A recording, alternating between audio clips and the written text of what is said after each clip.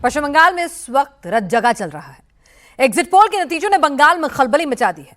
अभी strong room का ताला खुलने में 3 रात और 3 दिन का वक्त बचा है, लेकिन बंगाल में स्ट्रांग रूम की चौकीदारी 24 घंटे चल रही है। कहीं कुर्सी लगाकर पहरेदारी की जा रही है तो कहीं तंबू और टेंट तान दिए गए हैं। टीएमसी के कार्यकर्ता दिन और रात राउंड द क्लॉक पहरेदारी कर रहे हैं। बंगाल के स्ट्रांग रूम की फुल डिटेल इस रिपोर्ट से आप खुद समझेंगे।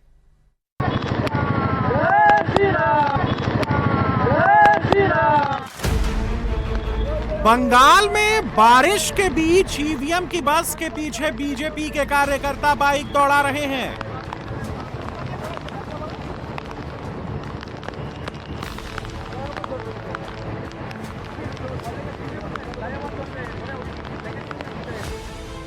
बंगाल में ईवीएम के बाहर टीएमसी के कार्यकर्ता चौकीदारी कर रहे हैं। बंगाल में स्ट्रांग रूम के बाहर पहरा बैठा दिया गया है, फोर्स लगा दी गई है। बंगाल में हर स्ट्रांग रूम के बाहर बैरिकेडिंग और नो पार्किंग का साइन बोर्ड लग गया है। बंगाल में स्ट्रांग रूम के बाहर तंबू तान दिए गए हैं। 3 दिन 84 घंटे 5440 मिनट 3,02,400 सेकंड। बंगाल में वोट की गिनती शुरू होने में अभी बहुत वक्त बचा हुआ है, लेकिन बंगाल में वोटिंग के बाद से ही रत जगा शुरू हो चुका है। पश्चिम बंगाल में वोटिंग पूरी हो चुकी है।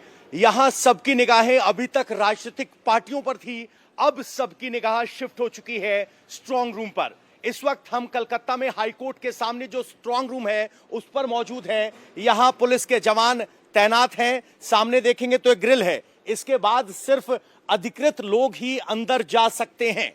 लेकिन ऐसा नहीं है कि यहां के अंदर क्या हो रहा है कोई नहीं देख सकता है।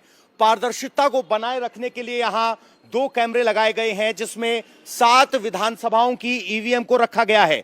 जो यहां लाइव वेबकास्ट देख रहे हैं, ये वो बक्से हैं, ये ईवीएम की वीवीपैट मशीनें हैं, ये ईवीएम यूनिट है और ये सारे लगातार यहां दिखाई दे रहे हैं।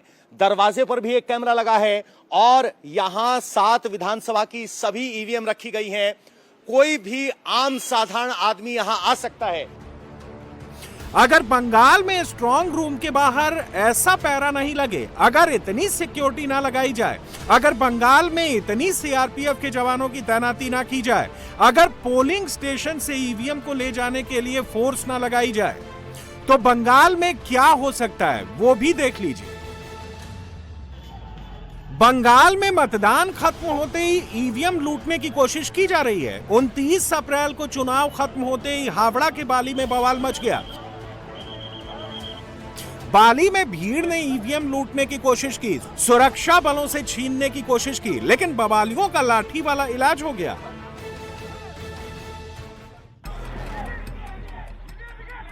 बंगाल में दोनों चरण में बम्पर वोट पड़े हैं। पहली बार 90% से ज्यादा मतदान हुआ है और ऐसा बंगाल में पहली बार हुआ है। इसलिए मतदान भले ही खत्म हो गया है, लेकिन बंगाल में तनाव और ज्यादा बढ़ गया है। बंगाल में चुनाव नतीजों में अभी 4 रात का फासला है। फाइनल फैसला 4 मई को आने वाला है, लेकिन अब सभी पार्टियों का फोकस स्ट्रांग रूम पर शिफ्ट हो गया है। बंगाल में 294 विधानसभा सीटों पर मतदान हुआ है। चुनाव आयोग ने इन सीटों के ईवीएम के लिए 87 स्ट्रांग रूम बनाए हैं। किसी स्ट्रांग रूम में 1, कहीं 2 तो कहीं 3, किसी स्ट्रांग रूम में 4 विधानसभा की ईवीएम को रखा गया है। इन केंद्रों को जिला मुख्यालय और अनुमंडल मुख्यालय के स्तर पर विभाजित किया गया है।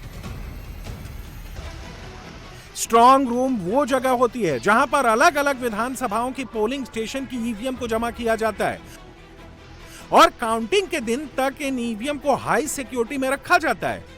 काउंटिंग के दिन इनको पूरी सुरक्षा के साथ काउंटिंग सेंटर पर ले जाया जाता है।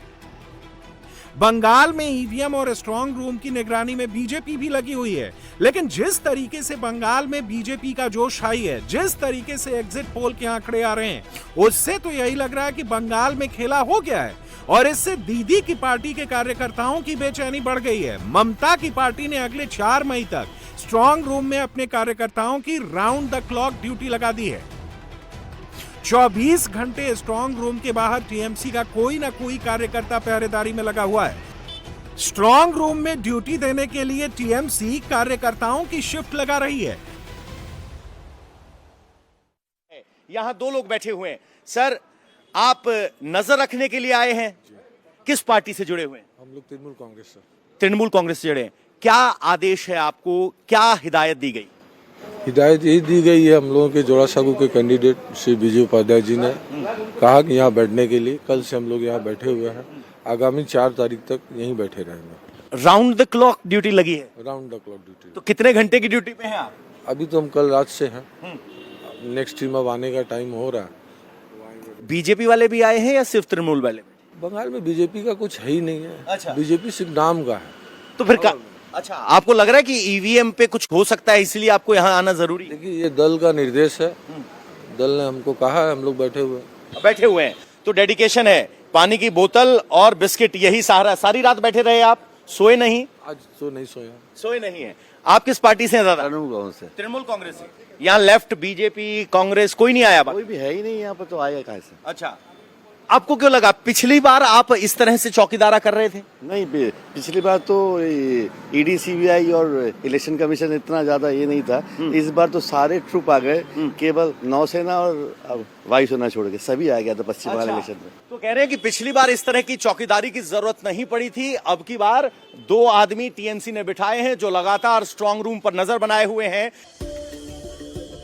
बंगाल में ऐसा पहली बार हो रहा है कि टीएमसी को डर लग रहा है। टीएमसी के कार्यकर्ता स्ट्रांग रूम के अंदर और बीजेपी के कार्यकर्ता स्ट्रांग रूम से बाहर नजर आ रहे हैं। इलेक्शन कमीशन को भले ही कितना ही सवालों के कटघरे में खड़ा किया जाए, लेकिन व्यवस्था देखिए यहां पर ऐसी बनाई गई है कि सीसीटीवी की फुटेज लाइव दिख रही है। 24 घंटे पुलिस यहां तैनात है। अगर आप बाहर जाएंगे तो यहां कलकत्ता हाई कोर्ट होता है। इसके जो बैरिकेड है, इसके पार किसी भी गाड़ी को यहां रुकने की अनुमति नहीं है। सामने जो आप गाड़ियां देख रहे हैं, हाई कोर्ट के वकीलों की गाड़ियां हैं। यहां पर नो पार्किंग का सिंबल है। दादा भी आए हैं। दादा?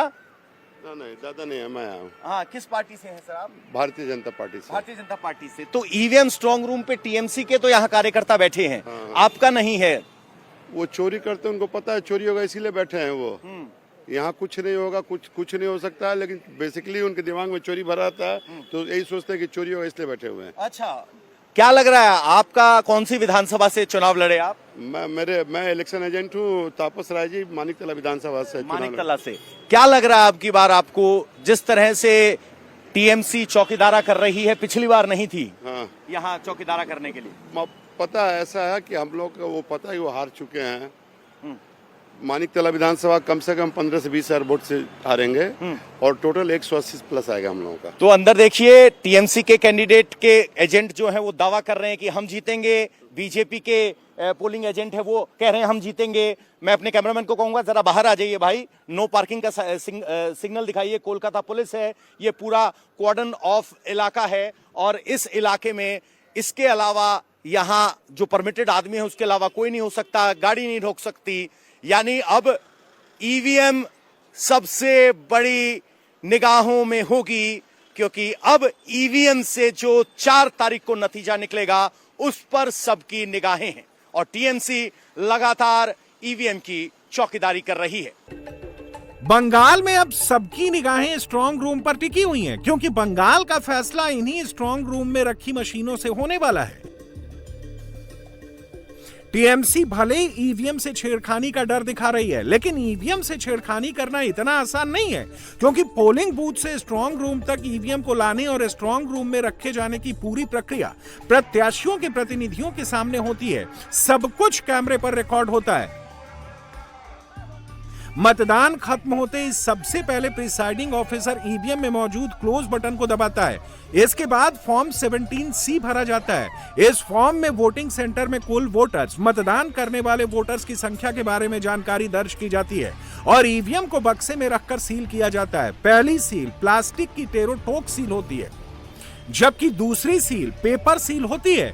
सील पर हर प्रत्याशी के प्रतिनिधि का हस्ताक्षर होता है और फिर इन ईवीएम को अलग अलग स्ट्रांग रूम में फुल सिक्योरिटी के साथ भेजा जाता है। इस दौरान भी कार्यकर्ता ईवीएम ले जा रही गाड़ियों के साथ चलते हैं और अगर स्ट्रांग रूम की बात करें तो वो ऐसा अभेद्य किला होता है जिसमें बिना इजाजत परिंदा भी पर नहीं मार सकता है।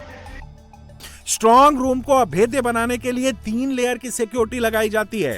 पहली लेयर में अर्धसैनिक बलों के अधिकारी और जवान होते हैं, दूसरी लेयर में सूबे की पुलिस और रिजर्व फोर्स होती है, आखिरी और तीसरी लेयर में स्थानीय पुलिस के अधिकारी और जवान शामिल होते हैं। इसके अलावा राजनीतिक दल के प्रतिनिधि भी अपनी संतुष्टि के लिए स्ट्रांग रूम के बाहर रह सकते हैं। स्ट्रांग रूम में 24 घंटे सीसीटीवी कैमरों से निगरानी की जाती है।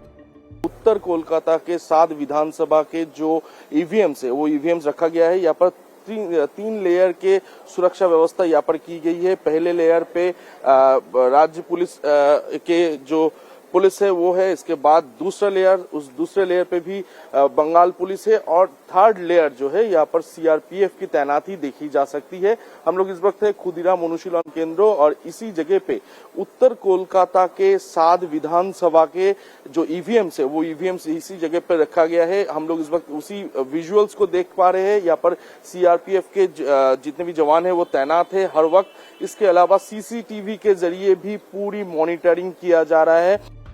बंगाल में जितने भी स्ट्रांग रूम बने हैं, हर एक स्ट्रांग रूम पर सीसीटीवी फीड को स्क्रीन पर दिखाया जा रहा है। अगर प्रत्याशी के प्रतिनिधि चाहें तो स्ट्रांग रूम की फीड का जायजा ले सकते हैं। स्ट्रांग रूम के ताले की एक चाबी जिला मजिस्ट्रेट के पास होगी, जबकि दूसरी चाबी उम्मीदवारों या उनके अधिकृत प्रतिनिधियों के पास रहती है। बंगाल के स्ट्रांग रूम का ताला 4 मई को खुलने वाला है, लेकिन ममता का पॉलिटिकल कैलकुलेटर क्या बता रहा है? बंगाल में बीजेपी के पॉलिटिकल कैलकुलेटर में क्या नंबर दिख रहा है? क्या बंगाल में एग्जिट पोल ही एग्जैक्ट पोल होगा या 4 मई को खेला होगा? बीजेपी दावा कर रही है कि वो बहुमत के साथ सरकार बना रही है। बूथ का संगठन हमारा सुनील जी और भूपेंद्र यादव जी का जो वहाँ पे 6 महीना वहाँ पे पड़ा रहना, बूथ तक हम लोग काम किया है। और तृणमूल कांग्रेस का सबसे बड़ा गलती किया है, 74 जो विधायक को टिकट नहीं मिला और 18 विधायक को जो एक्सचेंज किया है, तो 92% जो आपका साथ में था वो हमारा साथ था इस बार। तो 77 हमारा था, तो वहाँ पे 92 में तो हमारा 50 सीट मिल जाएगा। तो वहीं पे तो हम लोग आ गया था आपका 130 और आपका जो लहर उठा इससे भी आ जाएगा आपका और 20 सीट। तो इसलिए हम लोग सत्ता बनाएंगे 100%। अगर सिर्फ हम कोलकाता की बात करें तो कोलकाता में 5 स्ट्रांग रूम बने हैं, जिसमें कोलकाता के सभी 11 विधानसभा सीटों की ईवीएम को जमा किया गया है। कोलकाता ममता का सबसे मजबूत किला है। कोलकाता में 11 विधानसभा सीटों पर ममता का कब्जा है। यहां बीजेपी का खाता भी नहीं खुला था। ग्रेटर कोलकाता की बात करें तो 35 विधानसभा सीट हैं, यहां भी बीजेपी का खाता नहीं खुला था। लेकिन बंगाल में ऐसा पहली बार हो रहा है कि जब 10 में से 9 हिंदू वोट देने निकला है। बीजेपी ने भी बंगाल में पूरा जोर लगाया है, लेकिन हिंदू बहुल सीटों पर इस बार वोटिंग परसेंटेज में काफी ज्यादा इजाफा हुआ है। बंगाल में हिंदुओं का वोटिंग परसेंटेज पहले 60 से 65% होता था, वो इस बार बढ़कर 90% से ज्यादा हो गया है। और अब बीजेपी दावा कर रही है कि मुसलमान का वोट टीएमसी और कांग्रेस में बटा है, लेकिन बीजेपी को हिंदुओं का एक मुश्त वोट मिला है। तो कोलकाता और ये पूरी सीटों पे 0 थी, एक भी सीट ही नहीं आई। कौन सी सीट आप कमजोर मान रहे हैं जिसपे आपको लगता था कि प्रयास होना था और यह नहीं हो पाया या नहीं? कलकत्ता में सबसे कमजोर सीट, हारने वाली सीट कलकत्ता पोर्ट है और ये मेरे लिए बहुत बड़ा चुनौती था और ये सीट को भी हम जीत रहे हैं। सवाल हिंदू एकजुट हुआ है पूरा पूरा। यदि भगवान शंकर भगवान भी आके बोलते, माँ काली आके भी बोलती, माँ दुर्गा आके भी हिंदुओं को इस बार समझाती कि आप इस बार टीएमसी को वोट दीजिए, आप इस बार कांग्रेस को वोट दीजिए, आप इस बार सीपीएम को वोट दीजिए, भगवान का भी बात इस बार हिंदू नहीं सुनते। इतना हम कॉन्फिडेंट है। तो हिंदू एक तरफ हो गया है। तो क्या बंगाल में 15 साल बाद वही होने जा रहा है जो 2011 में ममता बनर्जी और 1977 में जो लेफ्ट ने किया था? एग्जिट पोल सही निकला तो ये तीसरी बार होने जा रहा है जब बंगाल में सत्ता परिवर्तन होगा। बंगाल में जब जब वोटिंग या ट्रेंड बदलता है तब तब बंगाल में सत्ता बदलती है। 1977 में 1972 के मुकाबले 4.47% कम वोटिंग हुई थी, तो सत्ता में परिवर्तन हुआ था। इससे उलट 2011 में 2006 के मुकाबले 2.36% ज्यादा वोटिंग हुई थी, तो सत्ता में परिवर्तन हुआ था। और इस बार तो 2021 के मुकाबले 7.67% ज्यादा वोटिंग हुई। बीजेपी इसी ट्रेंड की बात कर रही है।